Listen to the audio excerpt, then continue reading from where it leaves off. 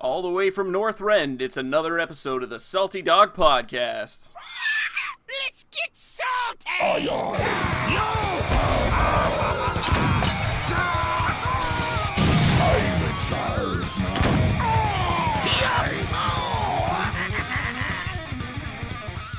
What's up, guys? How's it going? I'm Clash, he's Dookie, and we are your salty captains, as always. Yar. So, it's here. It's finally here. It's like Yes. Christmas in Yes. August. But I mean, it's been cold and snowy, so it kind of works. It has? It's Christmas. Oh, you Yeah. mean So Yeah, So we delayed the show till Saturday to give us time to take it all in, make some decks, play some games, see how we feel about everything. Yes. So here we are. Thanks everyone who's already here. Yes, It's actually absolutely. good attendance because it's a weekend. So True. We Yeah. got the weekend. We got a new expansion. Everybody's hyped about that. So, Yep. yeah. Glad to have all of you guys out here with us. So, first couple days of Knights of the Frozen Throne. How's it been? Well, as you recall, I had a very demoralizing hungover first day. Oh, do I remember this? I felt like trash the entire day to start out, and I didn't pre-order, so the packs I got were just from blowing all my gold and the free ones that they give you, and so I opened about 50, and my legendaries, of which there were 3. I think we I don't know think we have a slide of this here If you have a slide of this, to commemorate. My 3 legendaries were Blood Queen Lanethel, Hadronox, and Prince Taldaram, which, I mean, I consider them all to be bad. I mean, I don't know how bad they actually will end up being, like, Right. in the meta game, but, like, just for my own purposes, like, they couldn't have been 3 legendaries I am less interested in. Yeah, I was just So- saying that. Like, you know, I mean, Hadronox has seen some play. I think I saw something about a Taldaram deck out there. I haven't seen anything about Lanethel, but regardless, though, like, even if they all end up being amazing cards, they're not cards you would ever play, even if they were good, which makes it so Exactly. much worse. Yeah, because Hadronox is going to be some big, fat, annoying control druid, which I don't want to mess with. Taldaram is some gimmicky kind of combo thing, which I'm not into. Blood Queen Lanethel, if she was, like, good, I would, like, want to use her, but I don't see a way that she could ever be good, so... I mean, it's not terrible. I mean, especially, I think the main thing that you could say about Blood Queen is that while she's on the board, if you're still discarding, she's going to get that extra attack, which is cool. But the thing about it, my thing about it, is that unlike Clutch Mother Zavis and you know, the Cruel Dinomancer and, like, other stuff that's actually, like, helped that deck become an archetype, this doesn't do anything for that at all. Like, it doesn't, you could discard her, it has no actual, like, real synergy, like, helping the gears turn for that deck, you know? Yeah, best case scenario is if you discard her, then you bring her back with Dinomancer, and then she's really big because you've discarded some stuff. Right. But that's, like, you've also discarded a lot of things, so that's not really likely to happen. There's way cooler stuff going on in this expansion anyway, though. Yeah, exactly.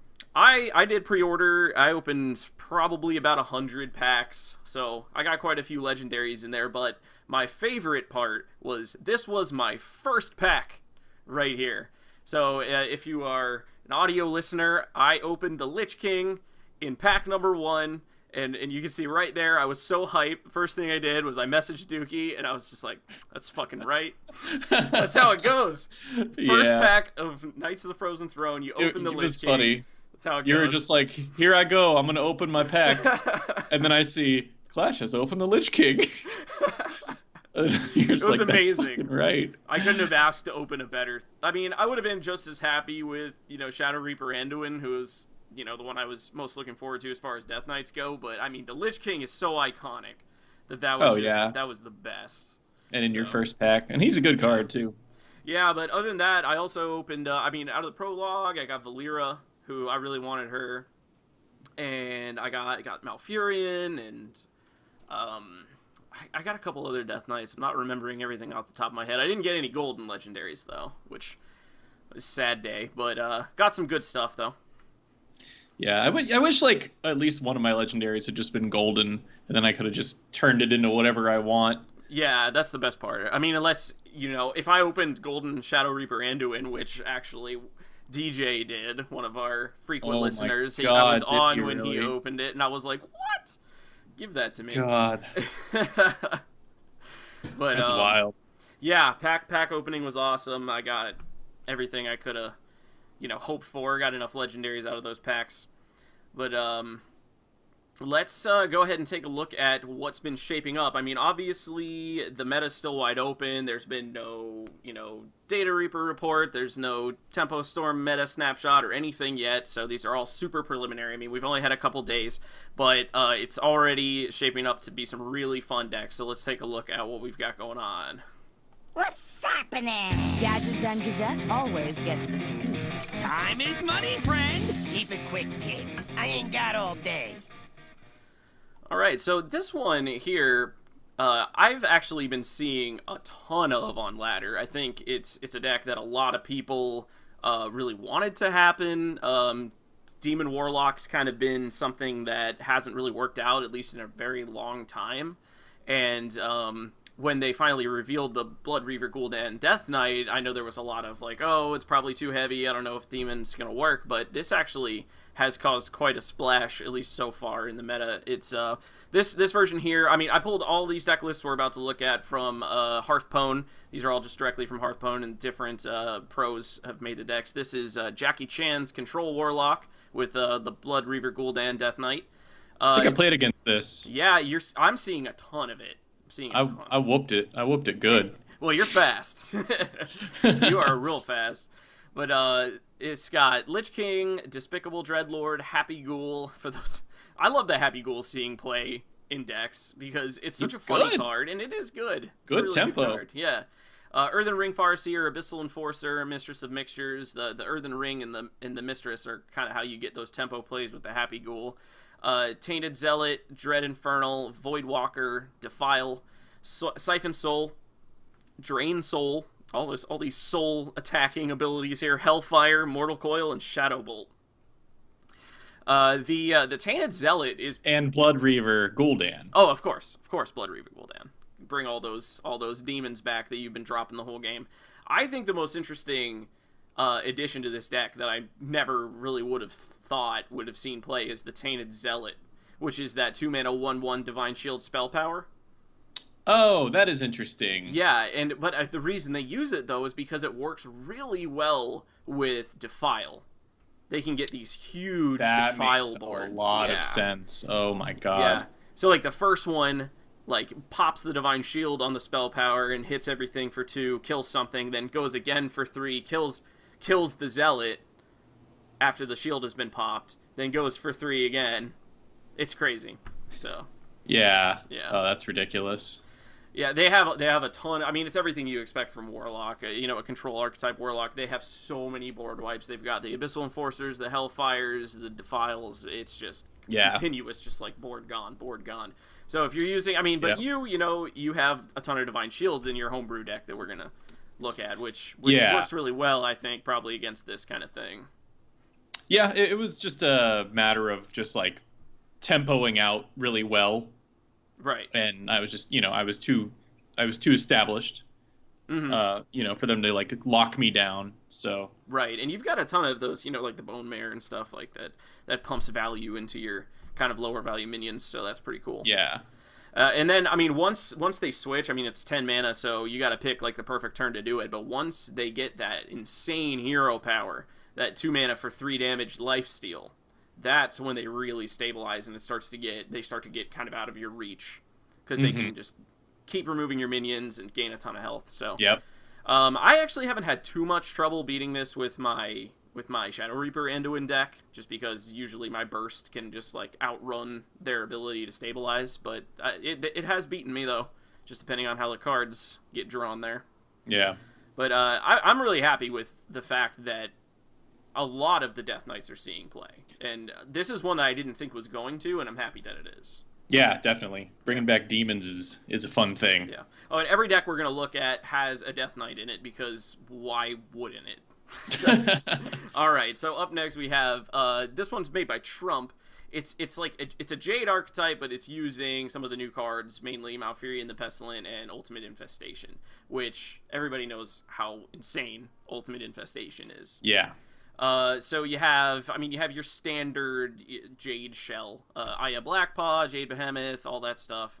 The Jade Idols, Nourish, just your typical, Jade Druid. But then you also have the Lich King, Malfurion the Pestilent, Ultimate Infestation, and Spreading Plague from Knights of the Frozen Throne, which are all really powerful cards, obviously, and they're all really good at helping the Druids stabilize, which is something they were already pretty good at with cards like the 3-mana one that gains you. I know it's sitting right here, but it's kind of hard to see.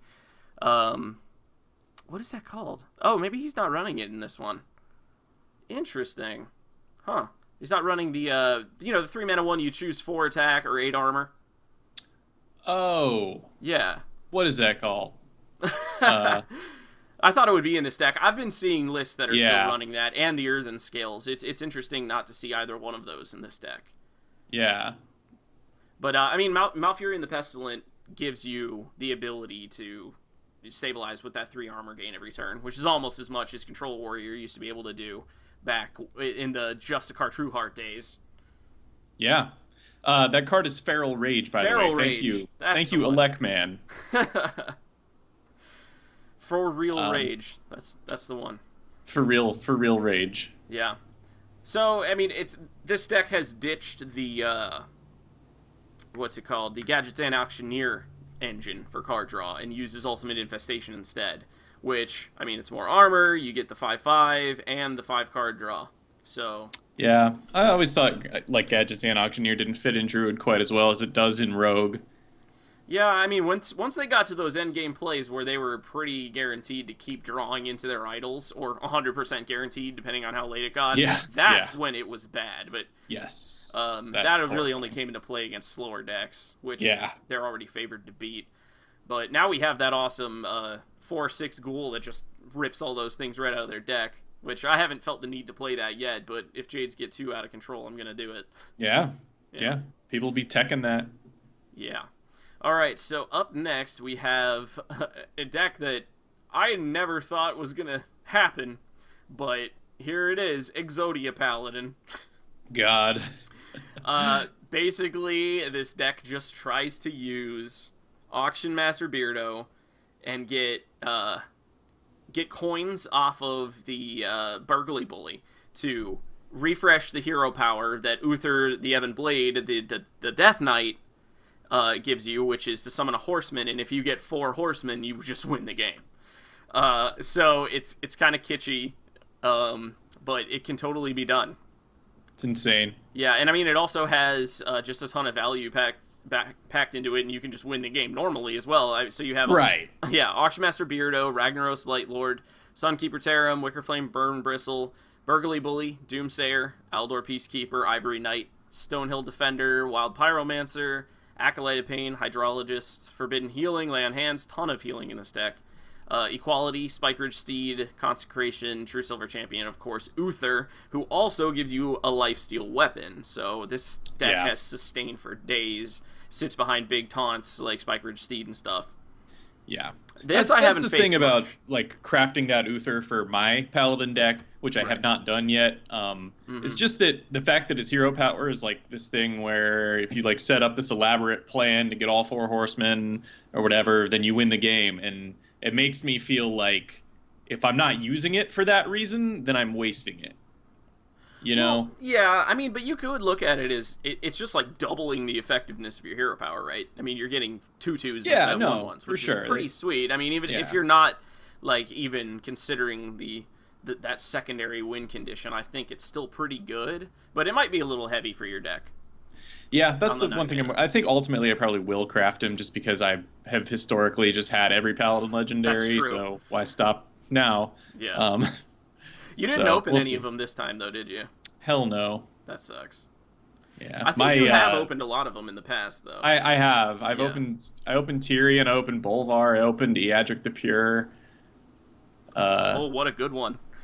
Yeah, some winners there. Yeah. But yeah, we'll see. I'll toy with it, I'm sure. Oh, definitely. I mean, these are still preliminary versions. I mean, I don't think any of these deck lists that we're even looking at now are going to remain in their exact construction. I mean, everybody's just wanting to try the new cards and everything. Yeah, exactly. The meta dust is just as high as it can go right now. It's gonna just rotate back to being like Pirate Warrior, Control Priest, Boo, Boo. or Control Mage. There are plenty of people still playing Pirate Warrior, by the way. I hit yeah, Pirate I know. Warriors on ladder like at least 1 in 3 games. Yeah, It's like, why do you do this? Why? it's easy. You don't have to buy anything. Yeah, no, that's fair. I mean, people invested in a deck. It's not a incredibly heavy deck as far as dust cost and everything goes, so they're gonna play Aggro is it. always cheap, man. Yeah. It was that way in Magic. It's that way in Hearthstone. Oh, by the way, I just wanted to go back to the Warlock deck really quick. Look at the dust for this deck. You don't even need 4,000 dust. 3,960 dust to make this deck. Wow. Yeah, it's crazy. It looks like it would cost more, but there's only 2 legendaries in there, and then Yeah. a ton of just like common and basic cards. You don't even really need the Lich King. I mean, he's just strong, but you could put some big legendary, some just big minion there Yeah, absolutely. if So you want to do it on a budget. Yeah, this has been doing really well. I mean, I think obviously Blood Reaver Gul'dan is 100% like necessary to play this deck. But yeah, everything else is negotiable, especially like you're saying, the Lich King. The Lich King doesn't necessarily it's not a win condition in and of itself, especially because he's probably going to die right away. But he's a lot of value. You're always getting that one card, and he's going to eat a kill. But yeah, you could definitely make this deck without him. So I haven't been seeing the Exodia Paladin very much. I think I maybe matched against it once, and it didn't really go off. But this next one I have been seeing a ton of. Probably maybe the most, I would say, which is Evolve Shaman with the Thrall Deathseer Death Knight. People seem to be digging this deck because I've matched against this many times already. So it's got a little bit of the Jade package in there, but mainly it's using, that same old Shaman Evolve mechanic, spew minions on the board, Doppelgangster, and the new one, the Serenite Chain Gang, and get some insane board flips with the Evolve card. Yeah. So you got Aya Blackpaw, Patches, because, I mean, if you can put some pirates in there, why not? Bloodsail Corsair, there's a lot of weapons going around. I mean, people getting Frostmournes and stuff, so it makes sense. Doppelgangster, Manatide Totem, Primal Fin Totem, Serenite Chain Gang, Thing from Below, Firefly, Flame Tongue Totem, Devolve, Evolve, Maelstrom Portal, Jade Lightning, Double Bloodlust, which is what really makes this deck scary, because you can never pass the turn when they have a full board, or you are going to get hurt. And it's Jade Claws, and of course Thrall Deathseer, who has some insane value packed in there. Oh yeah, that was my free legendary, by the way. Oh, the one you got from Prologue? Yeah, from the Prologue was Thrall Deathseer. So I made this deck, and my deck looks, I want to say exactly like this, because this is literally just the Evolve Token Shaman that was going around, and they just took something out. Took out a couple things, put in Thrall, put in Saronite Chain Gang. But yeah, when you get this off with like I had a full board. I had 7 minions, 2 Chain Gangs. No, it was 4 Chain Gangs, 2 Doppelgangsters, and like 1 Totem or something. And I evolved that board with Thrall. Yeah. And it was just terrifying. Oh yeah, it's insane. If you miss that, like if you don't have that board wipe before the Evolve hits, then likely after the Evolve hits, then your board wipe's not even going to wipe the board anymore. Yeah, because everything's got like Divine Shield or like 9 health or something, and you're just like, oh my god. Yeah, it's pretty scary. Honestly, this is a really cool deck. I actually pulled Thrall Deathseer, so I've been tinkering with like a couple different constructions as well, and it's fun. It's a lot of fun. But it's interesting because, when you have a meta that was really well established in Goro, a lot of these are just archetypes that we had in Ungoro, and they just got a little stronger with some Knights of the Frozen Throne cards. I mean, this is just 3 cards off from the Ungoro build. So exactly, it's the same thing with the Jade Druid, but we are seeing totally new archetypes. I mean, there's a Warlock deck now, for example, which there wasn't. It's been a while. Yeah, Exodia Paladin, I mean, it's got a lot of the same stuff that kind of that heavier mid-range Paladin had going on, but with a totally different win condition, of course. And but we did see the Control Warlock come up, and here's another one that I am the most psyched about, of course. That's a brand new archetype that was brought to the game with Knights of the Frozen Throne, which is the Highlander Death Knight Priests. And boy, have I been having fun with this shit. 8,000 dust. It's not cheap. This is not one of those budget decks. This is a Highlander deck, as I said, so bear with me. There's a lot of cards in here. This is, I think, the more standard one. This is not my personal list, but I think this is the one that's kind of been going around the most. So, you have Blood Mage Thalnos, Elise the Trailblazer, Kazakis, Lyra the Sunshard, Raza the Chained, the Lich King, Curious Glimmerroot, Doomsayer, Obsidian Statue, Golakka Crawler, Cabal Songstealer, Priest of the Feast, Radiant Elemental, Tar Creeper, Tortolan Shellraiser, Acidic Swamp Ooze. Again, this is like weapon destruction meta. I mean, Ungoro was kinda, but you need some weapon destruction almost in every deck.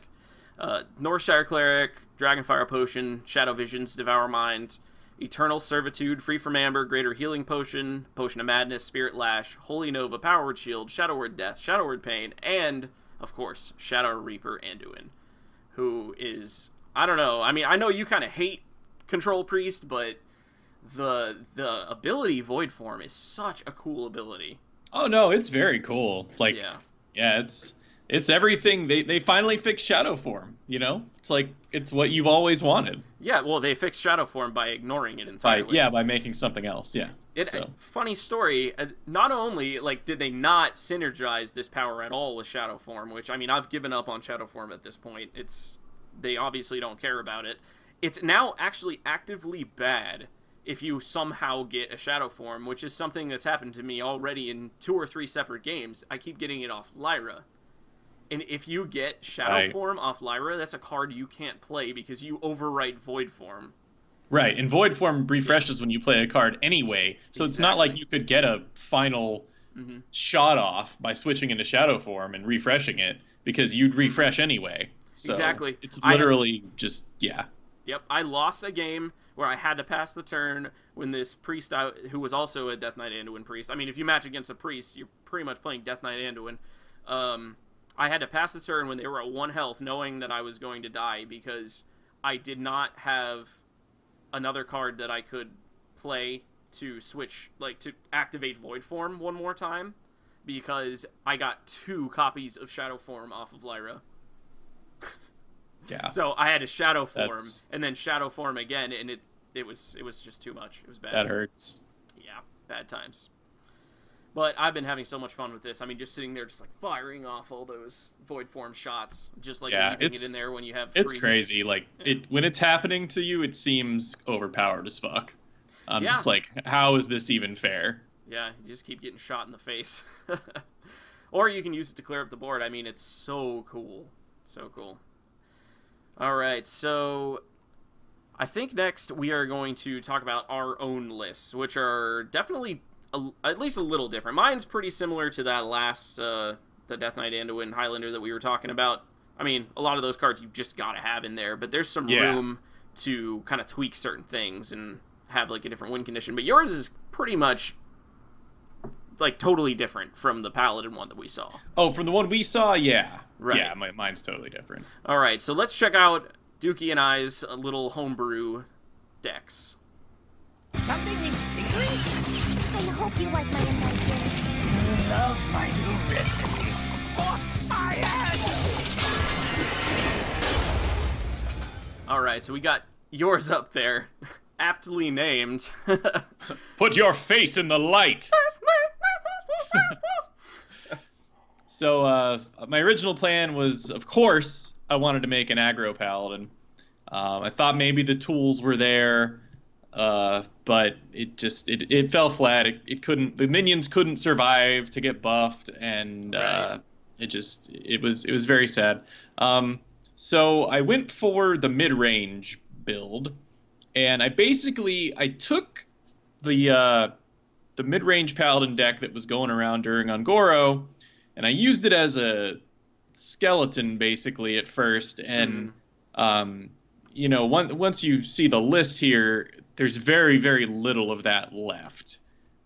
Just a few key things, so it really, really changed into its own monster.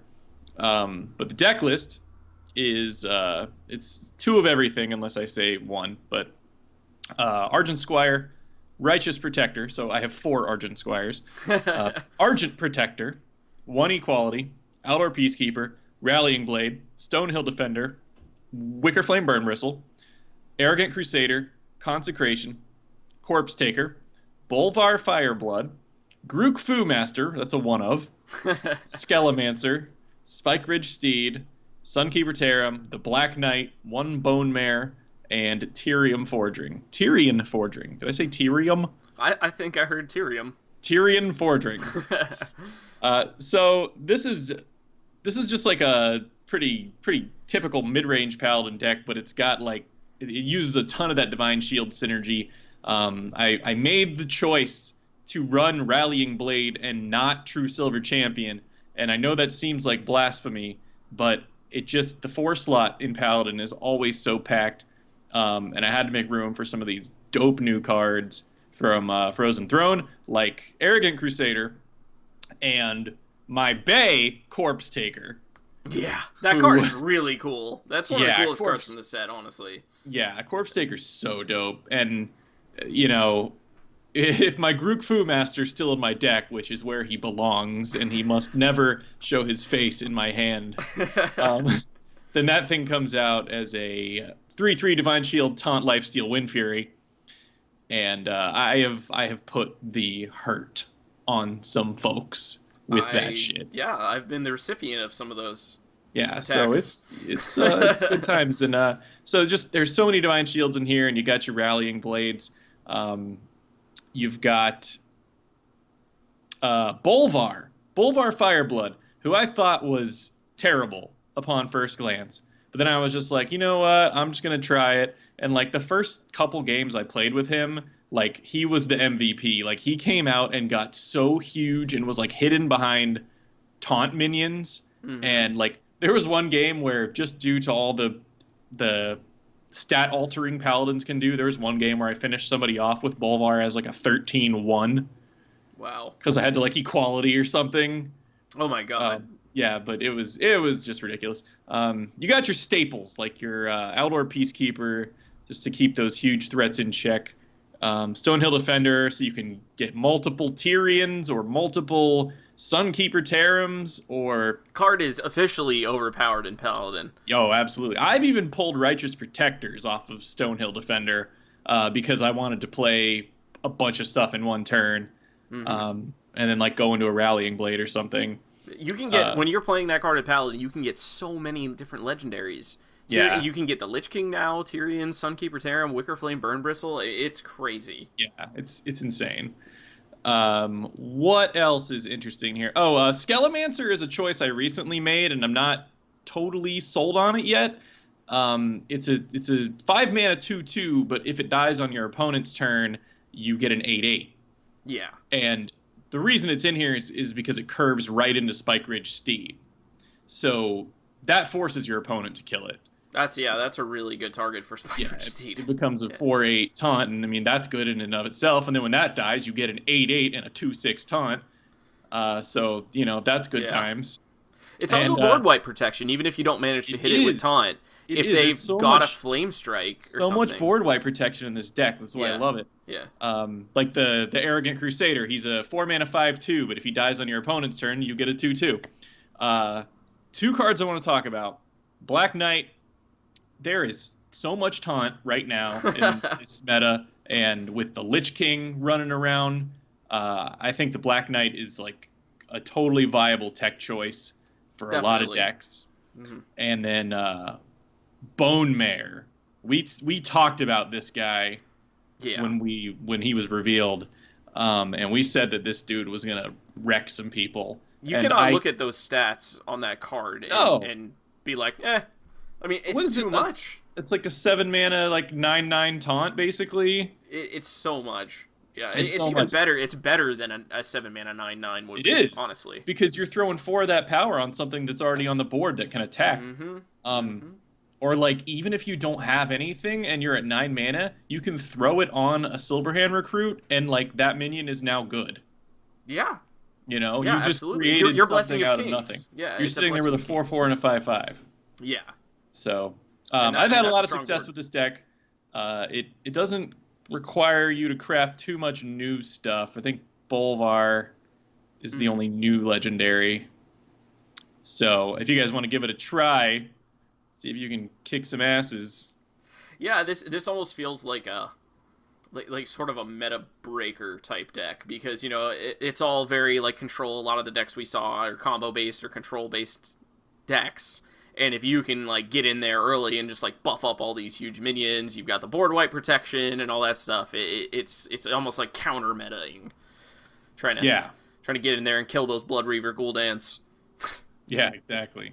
Yeah, it's cool. So, I've had great success against everyone I've played except for you.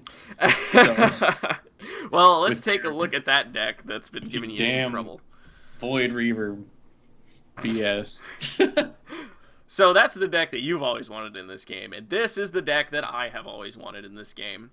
Ever since I first picked up Hearthstone, all I've wanted to do was have like a priest deck that it didn't necessarily need to be aggro, but I wanted it to aggressively kill your opponent. I don't want to just sit there and like grind you out and, you know, just wait until you die from fatigue or something. And I also have never been a huge fan of just running like a huge cycle heavy deck and trying to OTK you, like back when you could do that with Velen and what's his name, by the power of Ragnaros. Emperor Thaurissan, when you could actually get, you know, do those broken combos that you shouldn't be able to because of their mana cost. Never been a fan of any of that kind of stuff, and Shadow Form's never been viable, and I've just always been sad. But here we finally have it with the Shadow Reaper Anduin. Again, this is another Highlander deck. I don't think I'm going to read through the entire list. A lot of this is the same as the list we just looked at, but I have kind of a different, like, a mini combo win condition worked into here. So the difference is I'm running Prophet Velen, who the meta deck of this archetype doesn't run Velen, because if you don't have the combo, which is also with another card that's kind of dead when you don't have the combo, Mind Blast, then he just kind of doesn't do anything for you, as compared to running a card like, you know, at least the Trailblazer, a 5-mana 5/5, gives you extra value in the deck. It's a nice tempo play. I don't know which one is going to end up being the better one. Obviously, you want to pick the one that's going to be the most consistent. But so far, I've been having some pretty good luck with this, and it helps kill those later control decks that really start to try to stabilize when you just throw down Velen, Mind Blast them for 10, and then your hero power is now dealing 4 while Velen's on the board. So the little mini combo that I try to get in there is you have to have Raza active first. So, you know, of course, your hero power has to cost 0. Then you gotta get Velen, Mind Blast, and Holy Smite is the best one to have. Rarely can you get all 3 of those cards. Velen and Mind Blast are like guaranteed, because you're not gonna play them unless you're doing the combo, unless you're in a really bad position. Holy Smite, I usually have to end up using that early on to like take out a pirate or something. But if you get those 3 cards in your hand, you can actually deal 28 damage from hand, so, which would be hero power for free. Yep. Then you drop Velen. Hero power. Well, hero power, you're always hero powering for free, but your first hero power does 2. You drop Velen, then you deal 4. Then you Mind Blast for 10. Then you deal another 4. Then you Holy Smite for 4, and then you deal another 4. And if you have any 0-cost spells like Silence or anything you picked up off Lyra, then you just keep going, and it's fun. But that's not the only win condition the deck has. Usually it does come down to having to Mind Blast them for 10. That's pretty important, getting that off. But you also have, like, you can get some insane turns if you stick Lyra and and the Radiant Elemental. While you have a 0-cost hero power, you can get so many hits on either minions or face while you're doing that whole, Lyra value engine, which I've done that to you several times. Yeah, it's not fair. Yeah, it's straight up not fair. I don't know how they justify it. How it goes, yeah. It's the Spirit Lash, you got a lot of stuff in here just for survivability, because that's the main thing with a combo-based deck, right? You just can't get blown out early, so yeah, you gotta have the Spirit Lash, Doomsayer, every board wipe you can try to cram in here. Not actually running Holy Nova, because by the time you hit turn 5, I feel like Holy Nova rarely is good enough as just a board wipe that deals damage to your to your opponent's board. It has to be used like when you are going to have a board and you heal back some of your minions. Yeah. But you rarely have a board with this deck. So I feel like Holy Nova is not good enough, especially because it also is clogging up your Shadow Vision's spell pool.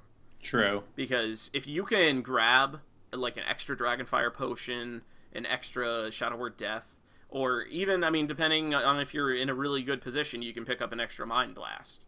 That kind of stuff is so important. And if you've just got, Holy Nova in the way, it's just not good enough. Mm-hmm. Holy Fire is great as well. Just for a little sustain. The other deck is running Greater Healing Potion. But, again, I wanted this to be a little bit more like proactively trying to kill your opponent rather than outlast sort of deal. So I actually try to get all my big heal turn with a combo turn off of Priest of the Feast. You got a lot of cheap spells in here: Power Word Shield, Silence, Shadow Visions. So basically, the way you try to play this, and every game is different, which I love. You just got to see what you draw and see what you have to do, right? Like, you're not going to be able to get all of your cheap spells on a turn where you have Lyra and Priest of the Feast out. That's never going to happen. You have to pick your battles. You have to be like, do I need to blow all these spells on Priest of the Feast, or can I save it? And that sort of thing. And it's been working out for me so far. Yeah, no, it's super good. Yeah. What sucks is when you get either Shadow Reaper, Anduin, or Raza in like the bottom 5 cards of your deck, which has happened to me a couple times, because you aren't doing anything if that happens. Yeah, and that's still like a pitfall of Highlander decks. Like, it doesn't happen super frequently or anything, but it totally can. And like that one card that you're depending on, like the dream was always that Reno was at the bottom of their deck. Right. And usually they had it right on curve and got back. I don't know how that always happened, but it did seem to go down that way. But a couple of times I have had, it's actually the worst when you have Shadow Reaper down there, because when you draw him as like your third from the bottom card or something, you no longer have cards to combo with the Void Form power. And then once you're decked, you have 2 damage a turn off that hero power, and that's it. It's actually gone to fatigue it to that point for me. So yeah, that makes sense. And it's also really cycle heavy, so you have to be careful. Sometimes you're just gonna not want to play your Acolyte of Pain if you're already decked down to a certain point. So it's just a lot of intricacies to playing it. Not sure if ultimately, the more meta one, I think it was Kibler who kind of formed what is now like the meta version of this. That may end up being the more consistent version, but I haven't had a chance to test that one out yet, so jury's out on that one. But that does it for my deck there. If you want to shoot somebody in the face for 10, try it out. Yeah. No, it works. It works well. I don't think I beat you once with my Paladin deck. You generally just always have the answer to everything that I do, and it is absolutely infuriating, and I don't understand how it's possible. Actually, you know what ends up getting you really often, and is you might see Silence in the deck and be like, wow, that's such a low value card. Like, it's rarely ever been played. But this meta in particular, there are so many targets where even just a 0 mana silence is just exactly That's true. what you need. Yeah, one of my deck's biggest weaknesses is silence. Because if you silence Tyrion, that sucks. If you Spike Ridge Steed your Skalamander, and then that gets silenced, like, you might as well just jump off of a bridge. Like, that's just the worst. That's dramatic. I mean, that's how I feel, you know. No, I know. And I actually have 2 silences in here with the potential to have more because of Shadow Visions into silence, which I've actually had to do. And also, if you manage to pull anything like, extra silence or Mass Dispel or something off Lyra combos. So Cabal Songstealer is a dope card, and I wish he was neutral. Yeah, that card would be nuts if he was neutral, but yeah. I like a lot of things about where Priest is currently. I like that it's the deck that they've kind of decided is the one that's still going to be able to do Highlander. Because when Mage and Warlock could do it too, it was just kind of like the same thing, like with different cards. It's like Dragonfire Potion versus Flame Strike, Yeah, like, when Reno was exactly rampant, was those 3 decks just felt the same to me. Right, and Priest was actually the worst of the 3. Yeah. But I think that it's really cool that, since they have the hero power to just keep healing themselves, and they have a lot of healing spells and, stuff like Priest of the Feast to keep them in the game, that Highlander has become, like, the Priest's, like, signature. And they can still use Kazakus, because I was going to be a little sad if Kazakus was just totally out of the meta. Yeah, I don't see that ever happening. Kazakus is one of those cards that seems pretty busted, in my opinion, but I guess it's just the randomness of it.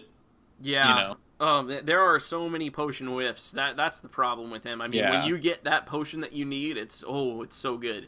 But when you go in and you're like, okay, I want these 2 options.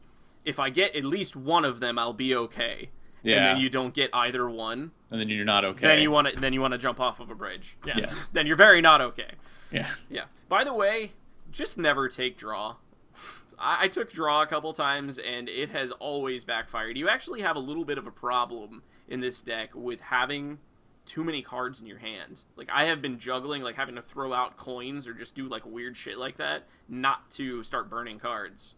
Because I've actually had Shadow Reaper into it get burned on me, and then you just concede. Yeah, that's awful. You ain't got no win condition if that's gone. So. All right, so... Yeah. Those are our decks. I mean, this is always the best part of a new set coming out. Just using your own mind to make these decks. Haven't looked at any sort of meta decks before I made any of this stuff. So that's my favorite part of playing this game. Yeah. But with new cards comes new salt. So we haven't had this segment in a while. Our saltiest card segment. But it is back, so let's take a look at what has been pissing us off with Knights of the Frozen Throne. You gotta be kidding me! Necessary? What? Really? Alright, so we have yours, which is a very familiar card to me.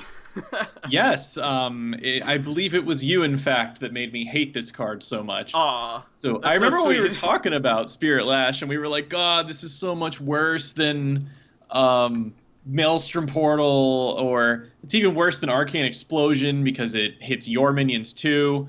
But the lifesteal, the fact that it hits your minions makes the lifesteal even better. Yeah, that is something I didn't initially consider. I think, like, in general, I still think that we're right about lifesteal attached to minions, but I think lifesteal attached to spells is primo. Yeah, because you get, like, an immediate effect, which is always a good thing. So, and you'll set it up so, what you have out is guaranteed to, like, live, and one of them might even be an Acolyte of Pain, and you're gonna get a card out of this. That is the best thing to do. And then you throw down a Northshire Cleric and heal your minion, and it's just rejoice. Oh god, fuck my life when that happens. And then you got my side of the board over here, because this is probably coming down relatively early in the game when I have small minions, and this destroys all my divine shields and all my 1 health minions, and then you get life, and it undoes everything I did, and it is literally the worst sequence of events that could possibly happen for 2 mana. Mm-hmm. Yeah, this card ends up being almost essential to stabilizing against a lot of different decks. I mean, you've still got, these like zoo decks running around. I think there's like a new Warlock one I haven't seen much of, but you're still seeing a ton of Druid zoo. You're seeing the Evolved Shaman, and any sort of Paladin that's got a lot of the Divine Shields like yours.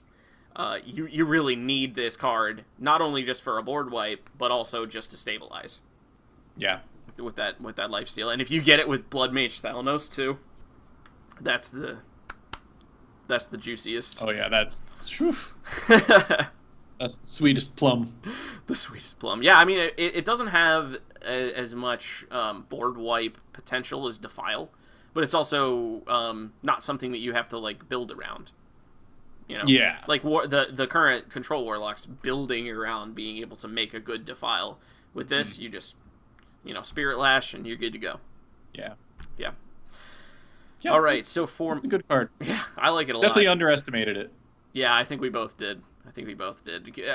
In my first version, I didn't have it in, and I'm queuing up, and I'm like, I always make my decks too heavy and too greedy at first. Like I just pretend like aggro is not going to happen, and then aggro happens, and I'm like, oh okay, so let me go back and put in Tar Creeper and Spirit Lash, and so I can actually live. So here is my salty card, Malfurion the Pestilent.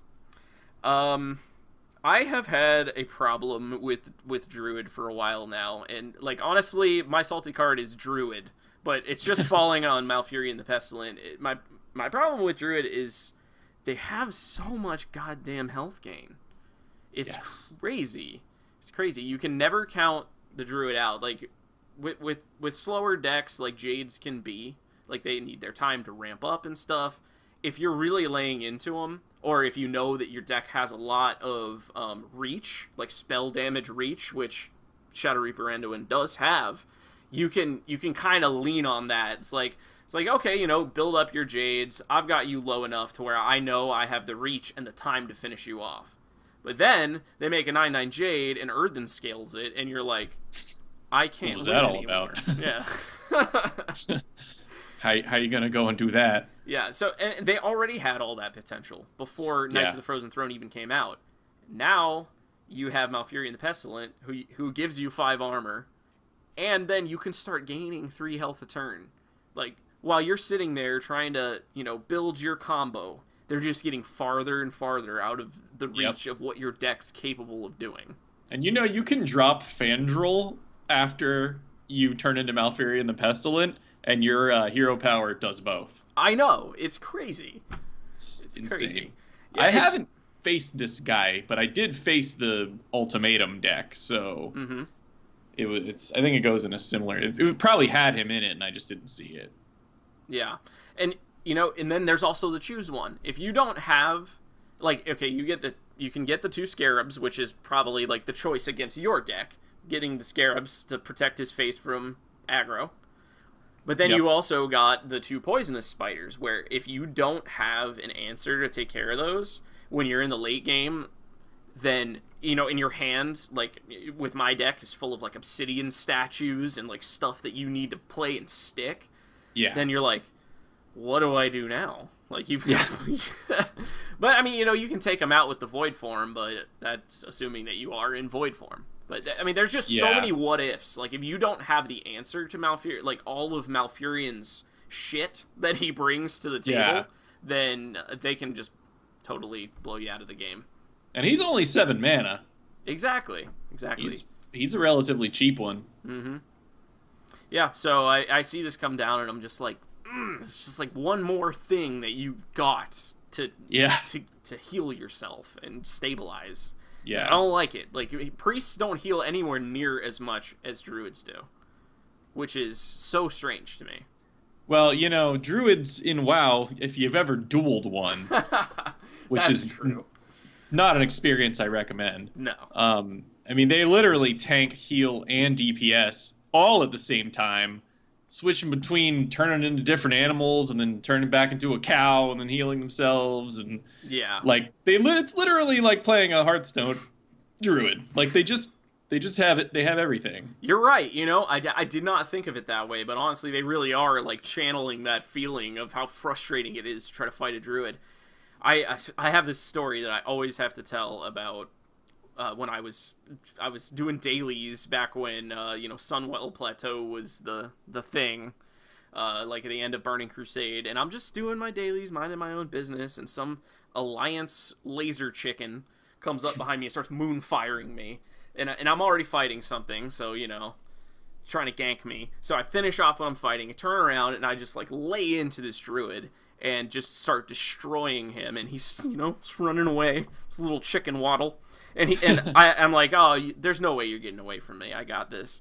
And he makes his way, because it's an island, and you're never too far from water. And he waddles his little chicken ass over to the water and turns into that mutated little porpoise thing. And just, like, swims straight out to where he knows he's going to be outside of my spell range, and then he turns around and he just floats and looks at me, and I'm just like, I want to kill you so bad. And then he turns into a bird and flies away.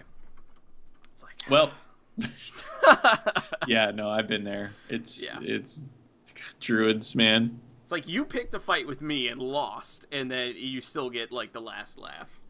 Yeah. Well, as a paladin, I'm quite familiar with that, so...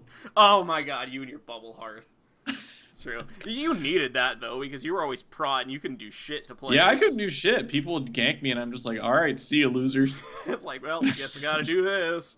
The only thing you could fight were rogues, because they could do nothing to you as far as they literally damage. Couldn't hit me, yeah. They just, stood near me. Yeah. It would unstealth them and hurt them. If I blocked them, it would deal damage. If they hit me, it would deal damage. So funny. We're always like the polar opposite, because like rogues were the worst thing for me. If there was a rogue, if I heard that sound, I was like, I'm dead. Like, just like walk away from I might as well just remove my pants now. Yeah. And get ready for what's about to happen to my butt. So done. Oh man. Anyway. Yes, that's wow, a different memories. Game. Yeah. Yeah. But no, I've been having so much fun with Frozen Throne, mainly with the Anduin deck, which I've always wanted. Actually, the other day, or yesterday I think it was, I went to heat up some food, and like I had chicken wings in the oven, and I was like, these aren't quite done yet, so I put them back in on just like a low setting, and came back to play some more, and 2.5 hours later, I walk into the kitchen and I smell very, very overcooked chicken, and I'm like, oh shit. So I like open it up, and luckily I didn't have it on high enough to where they would like catch on fire, but I had like dehydrated these chicken wings. Like they were like so tiny, they were like this big. Did you eat them? Huh? I bit into one, and it was like it was completely crunchy. Oh my god. I haven't forgotten like that I was hungry because of a video game, and I don't know how long, but that's how much I'm enjoying Knights of the Frozen Throne. Yeah, for sure. Once I got my shit together and found a deck that would work, I was happy. Yeah. So I remember I think the fun. first day you were having a little bit of a rough time. Yeah, I mean that was just a rough day in general. True. I was just feeling bad, but it happens. Yeah, it happens. But yeah, no, I'm like, I'm actually like excited to play Hearthstone again. Mm-hmm. So, that's a good thing. And I mean, nobody knows what's going to happen with the meta, of course, but I really feel like there's so much, and the cards are so well designed, and there's so much design space in there, like as far as, teching for certain things, like based on what catches on in the meta. Like, nothing seems like it's going to be able to go too rampant. Like, say, Druid is just really kicking ass, like Jade Druid, then everybody's just going to start throwing in the ghoul that destroys 1-drops. And, like, just take out all their Jade Idols. And if Lich King can't go too wide in the meta either, because then everybody's going to start running Black Knight, Oh, yeah. It just feels like there's going to be so much, like, back and forth and, like, interplay, and every class has, like, a viable deck. It's so cool. Yeah. Mindbreaker is an interesting one, and I'm not sure if he will see some tech play. Yeah. But, and especially against Anduin, who can hero power multiple times, getting Mindbreaker out would be very detrimental, at least until they inevitably kill him with ease, I'm sure. So, well, without that hero power and playing a Highlander deck, it might not be as easy as you think, honestly. A 2/5, yeah. Because a lot of your ability to take minions out ends up coming down to the Void Form power. Yeah, that's true. So yeah, it could shut that down, but otherwise, he was in my Paladin deck for a while, and I kept getting him and being like, I can't really find a good time to put him out, so I would just like tempo him out, or just like put him out like when I thought maybe they were about to switch to their Death Knight. So I ended up putting in another Skalamander or something. Yeah, you might find yourself putting him back in though, like if these Blood Reaver Gul'dans are getting too much health gain or something off their power. Yeah, and also Mindbreaker, it got played on me when I was playing the new Death Knight Miracle Rogue, and that turns off your passive ability, which is like the entire reason you play that card, of course. And I was like, I'm ready to play my double Arcane Giants like with my copy, and then it's just like Mindbreaker. It's just like, God, nope. That hero power with Arcane Giants, stupid. Yeah, actually, I don't have Sherazin, which is the only 4-drop in the actual meta, version of Death Knight Valera. So I was like, wait, there's only one 4-drop in here? I actually ended up pulling Prince Valinar. So instead of Sherazin, I just put in Valinar, and that thing has been good. Was he 4/4 taunt lifesteal? Yeah, because he gives Rogue like some lifesteal and protection of the face. So when you wait to play him, when you've switched into Death Knight Valera form, then you can play 2 of him. And you did that to me when we were playing. And then you can vanish them and get more. Like, it's crazy. You get so much sustain if you do that.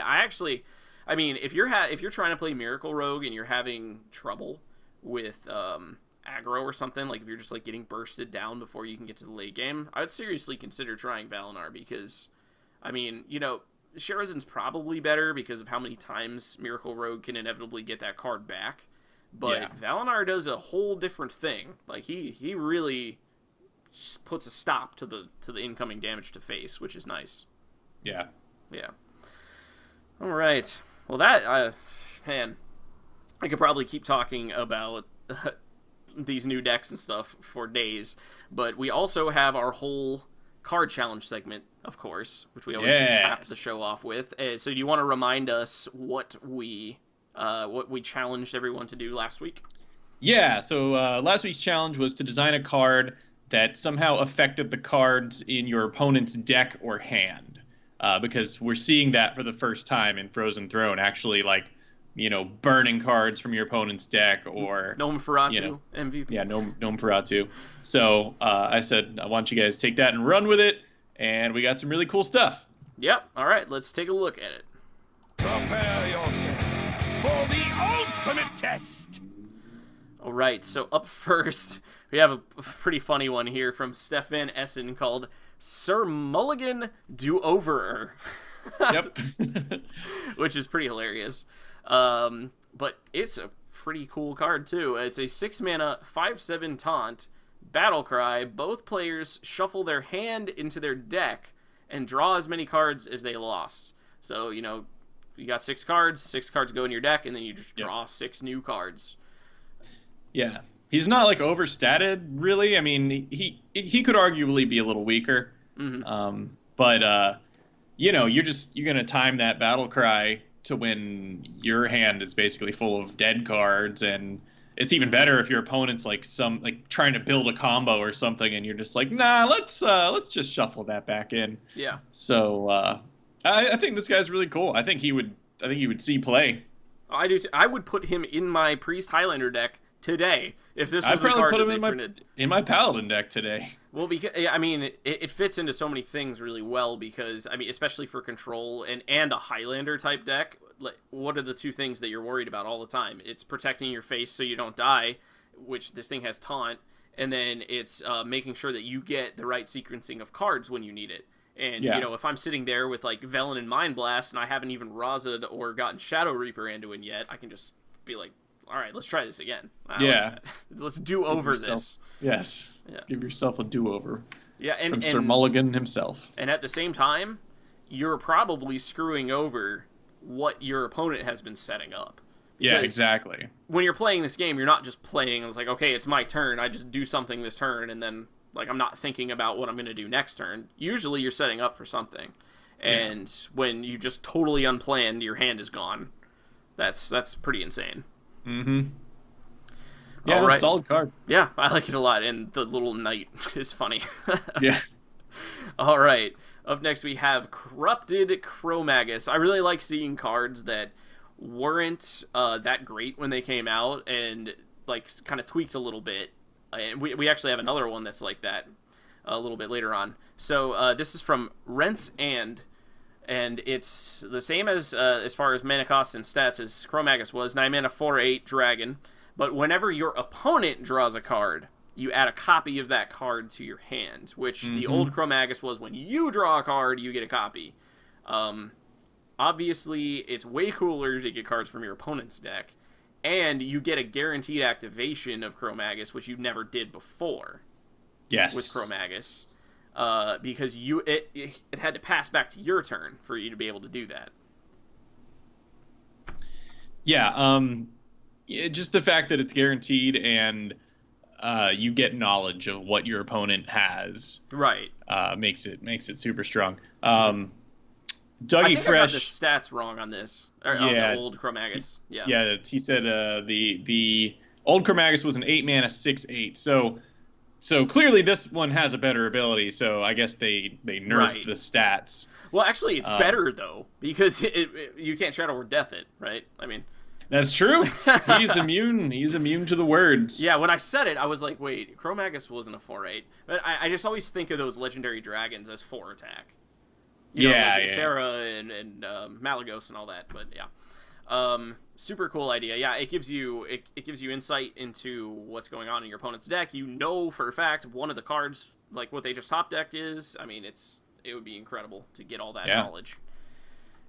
All right. You could even force them if they had I don't know how you could do it. If they had an Acolyte of Pain out or something, you could even force them to draw the turn that you play this. Mm-hmm. Just to get some cards off of it and see what they have. Yeah, I mean, play this in Druid and run Naturalize and Cold Light Seeker and or Cold Light Oracle. Yeah, I mean, that's doable in one turn. This guy and Naturalize. Yeah. So Yeah. It's good stuff. All right, up next from Zent the First, we have Pillaging Sword, which kind of like takes the idea of weapons and kind of turns it on its head a little bit. It's 6 mana for a 3/3 weapon. Whenever you damage your opponent with this weapon, you take a random card from your opponent's deck and put it into your deck. So historically, I mean, other than like Pirate Warrior with Arcanite Reapers and stuff, what we've seen weapons used for is for value for multiple removals of minions on your opponent's board. That is not what you would want to be doing with this at all. Yeah, I mean, unless you really have to, but... Right. So you're going face and kind of killing minions that way. Well, it does say take a card from your opponent's deck, but I think it might make a little bit more sense just like being a weapon if it was restricted solely to minions. So you're like hitting face and kind of by proxy killing minions that aren't actually in play yet. Yeah. But and by doing that 3 times, you could totally disassemble a combo they've been building toward. Yeah. Yeah. Get some key cards. Mm-hmm. I just, I wonder if it just doesn't have enough impact on the game itself at 6 mana to be something you'd actually want to run in a deck. But yeah, I mean that's definitely viable concern. I think that it's definitely a build around card. It would have to go into a deck that had a lot of sustain. Something probably a more definitely more control. Like, I can Yeah, see this for being sure. run in a heavier mid-range deck that's running stuff like Paladin, actually, kind of, with, Spike Ridge Steeds and, the Bone Mare, like, kind of, your shell that you have going on, but with this for a little bit more, like, it's combo disruption, really, is what it is, so... my favorite thing about it is how it kind of flips in your mind, like, what weapons are for, which is cool. What weapons aren't for going face? What are you talking about? Everything is always going face for you, no matter what it is. It's like I'm spells. I'm having to dial it back this expansion. So Yeah. I've been hitting a lot of minions with Rallying Blade. Yeah, you've kind of had to, like, swallow a bitter pill with Hearthstone, because I think Magic was more permissible with, like, having a deck that just ignores everything and goes face. Like, those red decks that you used to be able to do, red deck wins and that kind of stuff. Yeah. Yeah, there's never really been much like that in Hearthstone. Yeah, they're like it's less common than ever now, I think, and I honestly think that that's what they want. Because I feel like they want Hearthstone to be a more, like, interactive game where it's reactive and you have to care about what your opponent is doing and react to it. Yeah. And, like, it becomes this battle of attrition, which I respect that, but sometimes I just want to just run you over real quick. So yeah, no, that's understandable too. I mean, Pirate Warrior is the closest thing we've seen to that, but that's not fun. that is a true aggro deck too. Yeah, I mean, that's absolutely just goes face dead. Yeah. All right, thanks for that, Zent the First. Up next, we have from Mana X, Gul'dan Mind Corruptor, which is another take on what the Warlock Death Knight could have been. 8 mana, gain the 5 armor. Battle Cry, each player draws 3 cards and loses 3 life. For the rest of the game, whenever you discard a card, so does your opponent. Which, this is the kind of stuff that would make Discard Warlock something that could actually happen. Yeah. Your new hero power when you become Gul'dan Mind Corruptor is Greed. Discard a random card, then draw a card. So, instead of dealing yourself damage, you're helping your deck's archetype by throwing a card out, and you're still getting another card back for it. This is all kinds of what Discard Warlock would need. Yeah, and forcing your opponent to discard too when you use your hero power. Of course. So they like beef up the opponent's hand a little bit when he comes out. They draw 3 cards, but those are probably not long for this world. Yeah. So I mean, can you imagine what you'd be able to do the turn after you played this? Like, if you played it on curve on 8, like Soulfire, frickin' Doom Guard, everything. Yeah. Just, like, dump your hand. Yeah, dude. Or, like, if you had, like, Raza and, like, Auctioneer Beardo, and just, like... Wait, how would you have Raza? Oh, Raza's a priest card. JK. You can't have it free. Beardo, though. You could do Auctioneer Beardo, though, and pump out some serious... You could just make your opponent discard their whole hand. Actually, you know what I just thought of? Deathwing. Yeah, so turn 9 this, turn 10 Deathwing. GG. Forget it. Goodbye. Destroy all minions, discard my hand, you discard your whole hand. Yep. Looks like I win? Yep, I've got a 12/12 dragon, you have nothing. Goodbye. They'd have to top deck, like, Shadow Word Death. Yeah.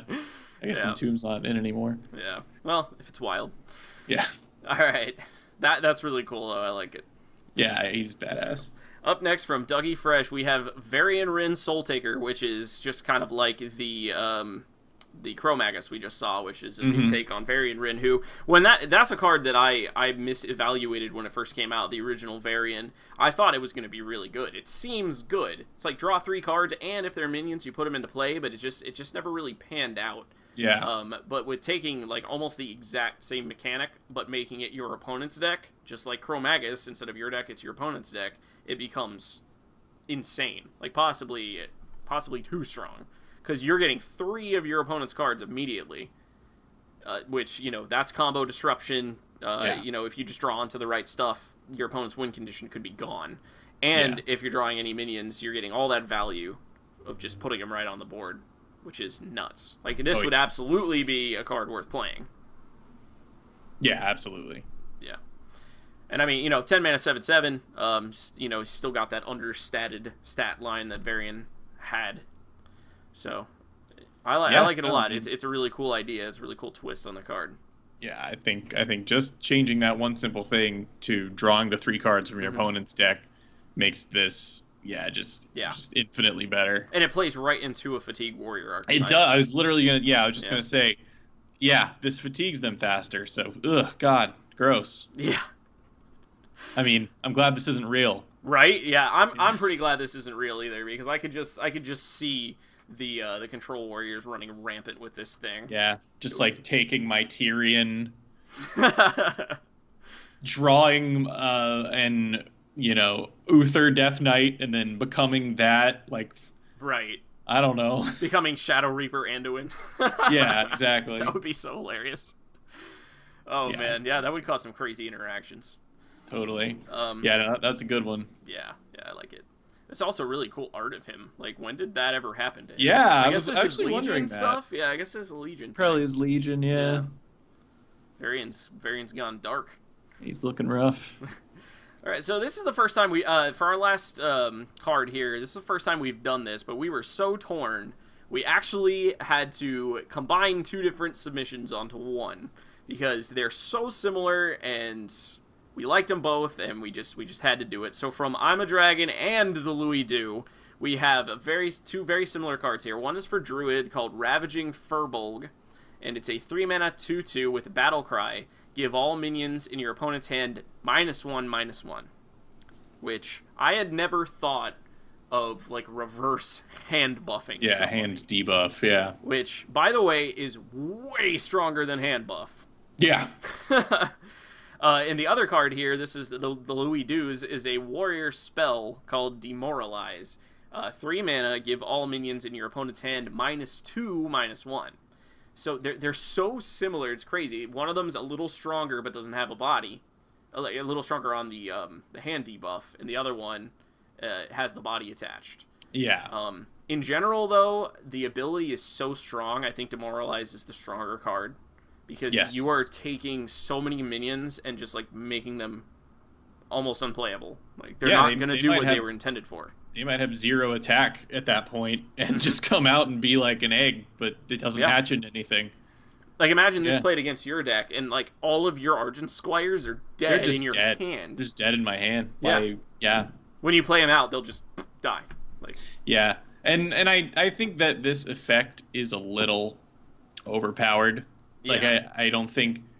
I think on the surface, you think, like, oh, well, it's the same as hand buff, it's just minus. But, damaging something is always a more expensive ability than healing something. Yes, definitely. Or buffing something. So, and this would just absolutely shut down certain deck types. Like, they are class cards, so they wouldn't be in every deck.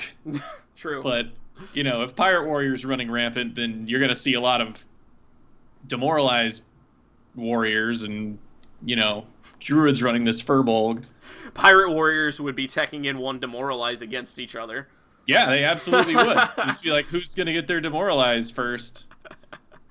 That's so funny. Yeah, I mean, overall, in general, I think that, the mechanic is probably too strong. I mean, this doesn't bother control decks or, like, combo-based decks too much, because, their win condition isn't really based off of their minions or anything. But certain decks would be completely just destroyed by this mechanic just from the word go if you got the cards. So it's a really cool idea, though. Yeah, definitely. It was definitely an idea we wanted to talk about, so we put them both in there. Yeah. So that does it for our submissions, but we, of course, always have our own. We always rise to our own challenge here at the end. So up next we have Dookie's card that he made. He made the priest card this time. I did. I think I made a priest card last time or something too. I don't know why.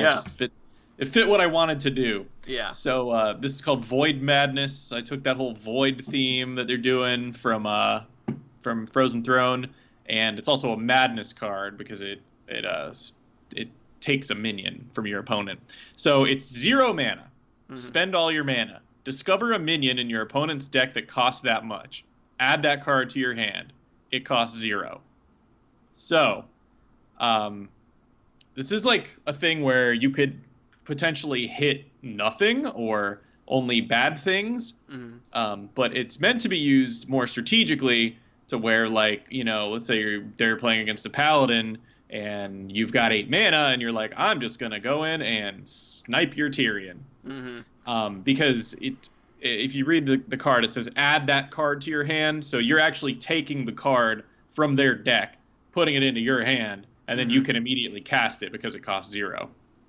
Yeah, I really like this a lot, and I think that this could open up using certain cards that don't get played very much in Priests for trying to make the most educated decision that you can when you use this. I'm talking about, like, Mind Vision, trying to see what's in their hand, because, like, you can see that they haven't played their Tyrion yet, but they could have their Tyrion in their hand, especially if they haven't even hit 8 mana crystals yet. You could run, Devour Mind or whatever to see, like, get 3 cards that you know are still in their deck.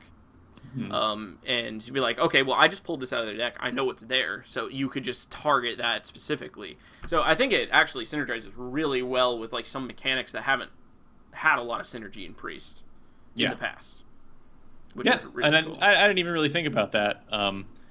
But yeah, I don't know why the spend all your mana thing struck me, but that was an interesting concept. Just because it makes it so flexible too. Like, no matter what deck you're fighting, as long as it's like a meta deck and you can basically predict what they have, like, you know, if you're fighting a rogue, you can just do it on 4 and take their Gadgets and Auctioneer or something. On 4? Or what is he, 6? Yeah. He's a 4/4. Yeah.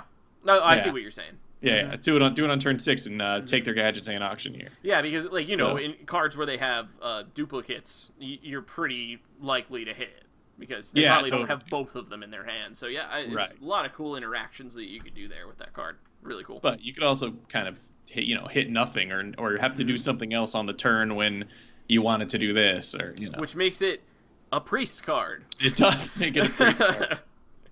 All right, and lastly, here is mine. Mine is a neutral minion with no rarity. I mean, it's just priceless. You can't put a value on this minion. It's a 4-mana 2/4 called Book Burner, and he has a static ability while on the board that says the maximum hand size is 6. It's just while he's in play, that is your maximum hand size. So the way that this would work is, I mean, obviously it's like an anti-combo / control tech that where your opponent's sitting there, like hand lock or something with a million cards in their hand every turn.